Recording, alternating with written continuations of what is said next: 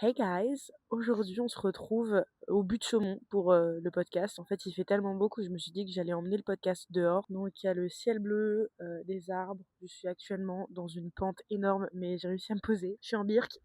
Yay! Le week-end dernier, je suis allée voir ma sœur et on a beaucoup parlé de ce que ça pouvait impliquer d'avoir des enfants et notamment d'avoir un petit garçon. Parce que actuellement, avoir un petit garçon et savoir que tu vas mettre au monde un garçon, ça a quand même plein de conséquences. Quand on sait que la plupart des violences actuelles, elles sont commises par des hommes, ces hommes ne sont pas nés violents, ils étaient des petits garçons innocents avec une intelligence émotionnelle. Ils sont comme les filles. Initialement, c'est des enfants, point barre, et puis ensuite on les éduque d'une certaine manière pour qu'ils prennent ce rôle d'oppresseur. Justement, on parlait de l'angoisse que ça pouvait être d'être une femme, notamment en plus une femme féministe qui se rend compte de toutes ces dynamiques-là et de se dire merde, je vais mettre au monde un petit garçon, comment je peux m'assurer que cet enfant-là, il ne commette pas les mêmes erreurs que plein d'autres hommes quand il va grandir, comment faire en sorte que ce petit garçon devienne un homme féministe, un homme qui est pour l'égalité, un homme qui se rend compte des privilèges qu'il va avoir, comment faire en sorte de bien éduquer un garçon. Je crois que j'en ai parlé dans mes premiers épisodes. Il y a l'éducation que donnent les parents, puis ensuite l'entourage, ce qu'on voit dans les films, dans les livres, ce qu'on entend, ce que tu vas apprendre à l'école, les dynamiques que tu vas voir. En fait, tu vas quand même être impacté par exemple, même ce que font tes camarades à l'école. Et donc, ton fils, même si tu as pu lui donner plein de bonnes valeurs, il y a de grandes chances qu'il reproduise des choses qu'il a appris, qu'il reproduise des choses qui sont très patriarcales. Et comment faire en sorte qu'il reproduise le moins d'erreurs, qu'il prenne le moins de place de dominant. Demain, si je donne naissance à un garçon, il va avoir cette place de dominant parce que par défaut, c'est un homme. Donc, on va la lui donner, cette place-là. Bref, c'était un questionnement qui était hyper intéressant. En tant que parent, la meilleure chose qu'on peut faire, c'est sensibiliser le plus tôt possible les enfants à toutes ces questions patriarcales. Et je sais qu'aux États-Unis, par exemple, et même dans l'ultra-droite, en France, il y a cette peur vraiment de, par exemple, on va pas parler de consentement, on va pas parler de sexualité à des enfants. Bien entendu, il y a un âge pour tout, mais la notion de consentement, elle n'est pas que dans la sexualité, elle peut être apprise très très tôt.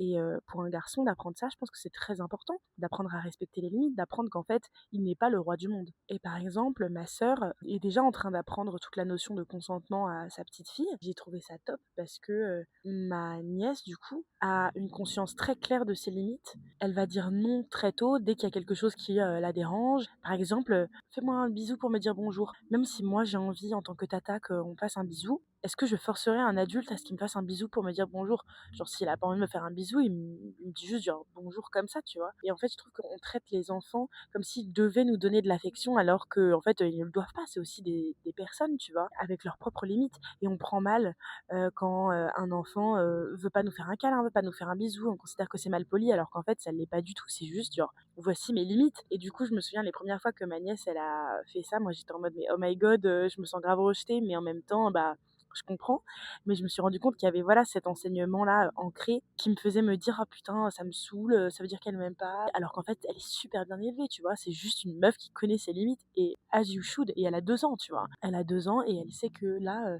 j'ai pas envie que tu me fasses un bisou, je te dis bonjour mais j'ai pas envie de te faire un câlin, même si tu me le demandes, si j'ai pas envie et t'as pas à me forcer. Et je trouve qu'en fait on a tendance à forcer les enfants à faire ci ou à faire ça, et sauf qu'en fait si tu apprends les enfants que la bonne éducation pour une petite fille, c'est de faire un câlin, c'est d'accepter tout, à quel moment elle va pouvoir faire la différence par la suite avec une agression sexuelle, réussir à poser tes propres limites, à dire non quand tu as envie de dire non. Comment elle va se rendre compte que c'est ok, que c'est normal et qu'elle a le droit de le faire?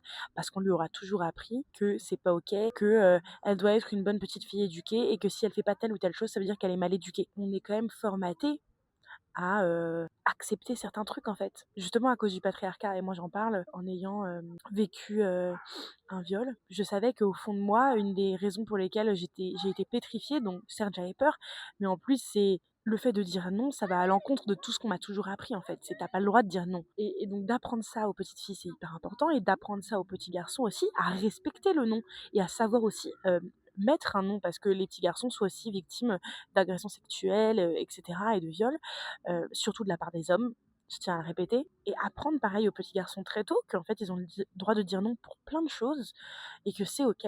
C'est pas une éducation permissive, mais plus une éducation qui vise à créer des personnes qui ont un système nerveux régulé et des personnes qui sont respectueuses des autres. Il y a beaucoup de trucs qui sont très genrés dans l'enfance.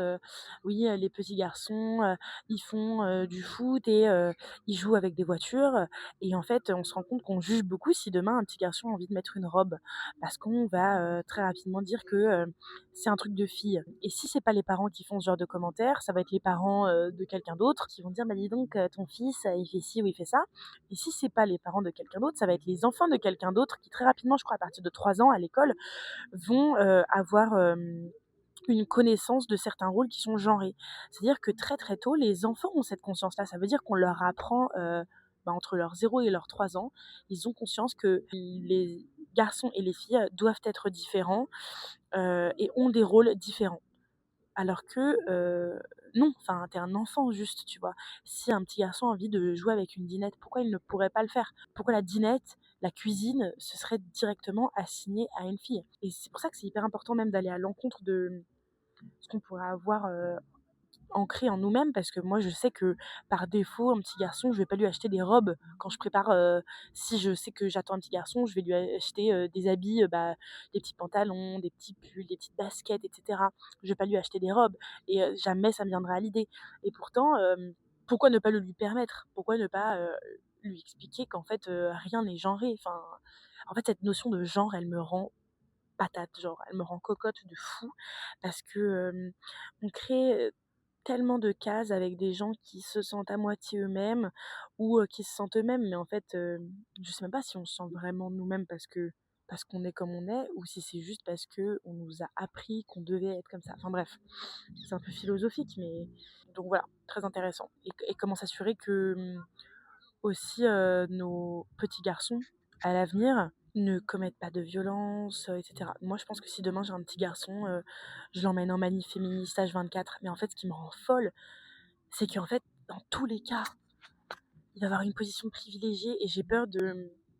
Le podcast s'appelle En colère, donc j'ai beaucoup de colère envers les hommes, c'est clair depuis le début, mais j'ai pas envie d'avoir un petit garçon pour lui refiler tout le resentment, toute la colère que j'ai gardée en moi et de la lui imposer. En fait, c'est pas de sa faute. Et j'ai peur de ça. C'est pour ça que je n'ai pas d'enfant et que tant que tout ça c'est pas réglé, je serais pas prête à avoir un enfant parce que j'ai pas envie, même si c'est un petit garçon, d'élever une personne qui a une mauvaise mère, qui est malheureux.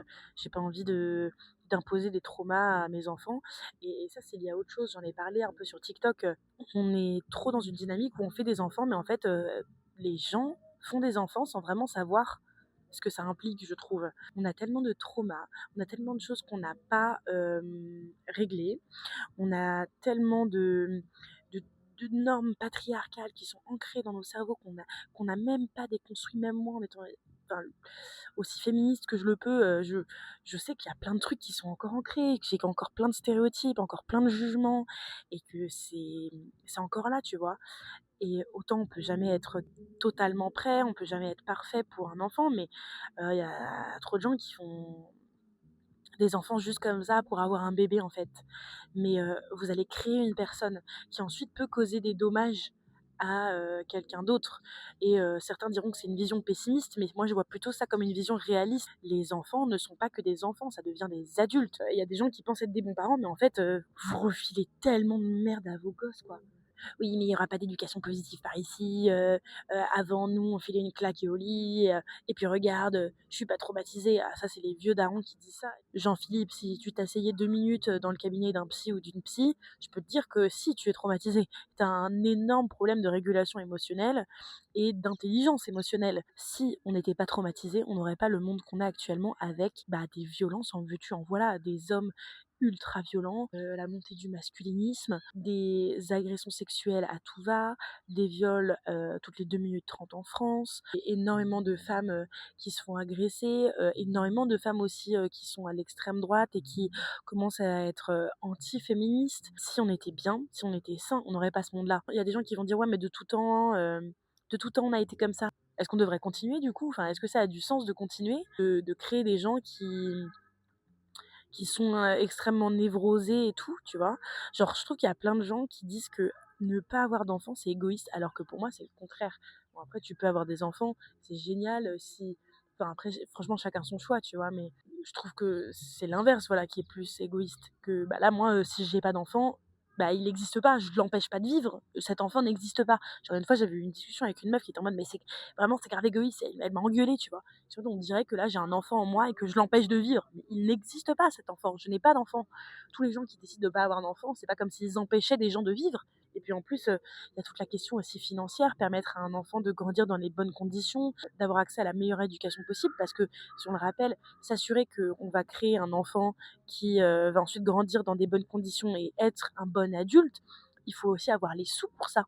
Certes, il y a encore une fois ce qui se passe à la maison, mais lui acheter les bons livres, s'assurer qu'il est bien entouré, la bonne école, l'engagement social, les valeurs, tout ça c'est aussi financier, ça a un coût financier parce qu'il faut se permettre de s'éduquer. On parle des femmes et des jeunes filles qui sont privées d'école, par exemple en Afghanistan, on leur empêche l'accès à l'éducation, on leur empêche l'accès à l'apprentissage de leur rôle dans la société, leur place dans la société, de ce qu'elles peuvent et ce qu'elles ne peuvent pas faire. Donc le féminisme, c'est aussi financier. La culture a un prix, l'éducation a un prix, tout ne se fait pas gratuitement.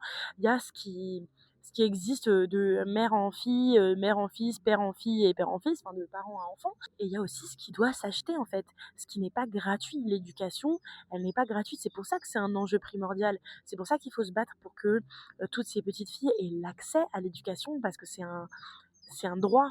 C'est un droit fondamental plus qu'une liberté. C'est un droit qui devrait être donné par défaut en fait. On décide d'avoir des enfants mais qu'on n'a pas euh, cette ressource financière-là, bah, de un, c'est extrêmement compliqué. Et en plus de ça, est-ce que ça a vraiment du sens? Je suis pas sûre. Et du coup, c'est pour ça que, en effet, j'ai pas d'enfant. Après, je suis jeune, hein, j'ai 25 ans, donc voilà. Mais je trouve que toute cette réflexion autour du fait de ce que ça implique d'avoir des enfants, il y a plus de gens qui mériteraient de l'avoir et qui ne l'ont pas et qui partent du principe que bah, c'est OK.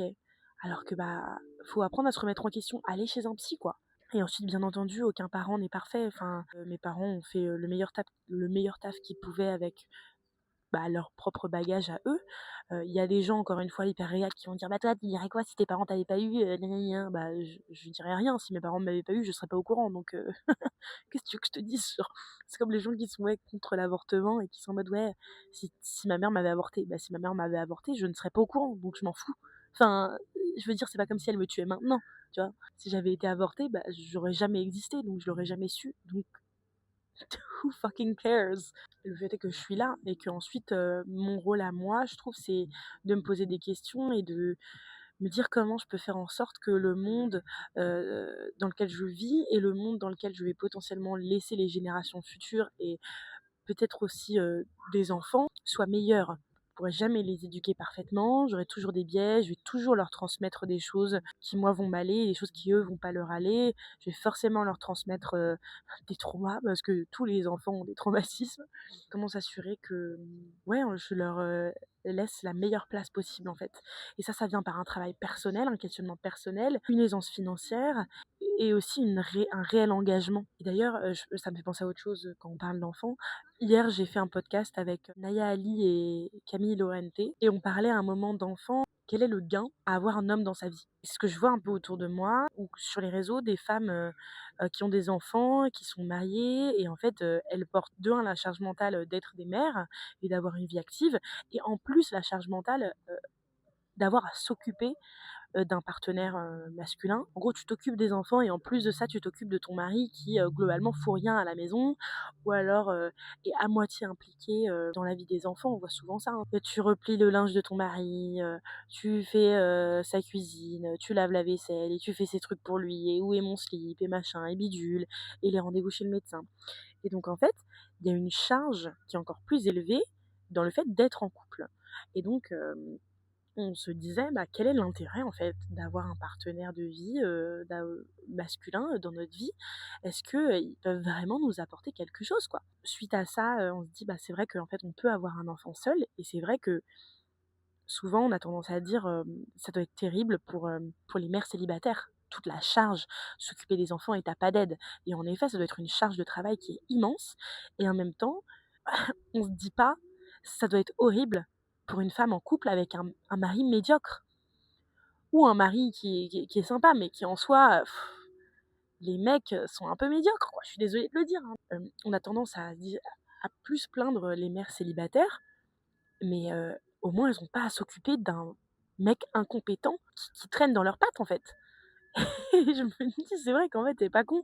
Enfin, à moins que tu trouves un très bon partenaire qui est extrêmement impliqué, qui porte vraiment la charge mentale, moitié-moitié ou encore plus de moitié-moitié, à la fois pour le couple et à la fois pour la vie de famille. À moins que tu trouves un très, très bon partenaire qui soit extrêmement, engagé et impliqué, bah, franchement, mieux vaut être une femme seule, tu vois? C'est pour ça que c'est extrêmement important de choisir le bon partenaire de vie. Tu peux tomber amoureuse d'une personne et en fait, c'est pas un bon partenaire de vie. Genre, l'amour ne fait pas tout. Tu peux, aimer quelqu'un et en fait, malheureusement, c'est le couple, je pense, à terme, c'est beaucoup plus que juste une relation d'amour. C'est comme monter une entreprise. C'est on monte un business ensemble. OK, je t'aime, mais c'est comme quand tu fais un travail de groupe avec ta meilleure pote. OK, j'aime ma meilleure pote, mais est-ce qu'elle fait les choses comme il faut le faire? Est-ce qu'elle fait les choses comme je veux qu'elle les fasse? Est-ce qu'on a vraiment bien réparti la charge? Est-ce qu'elle prend aussi sa charge de travail dans ce partenariat?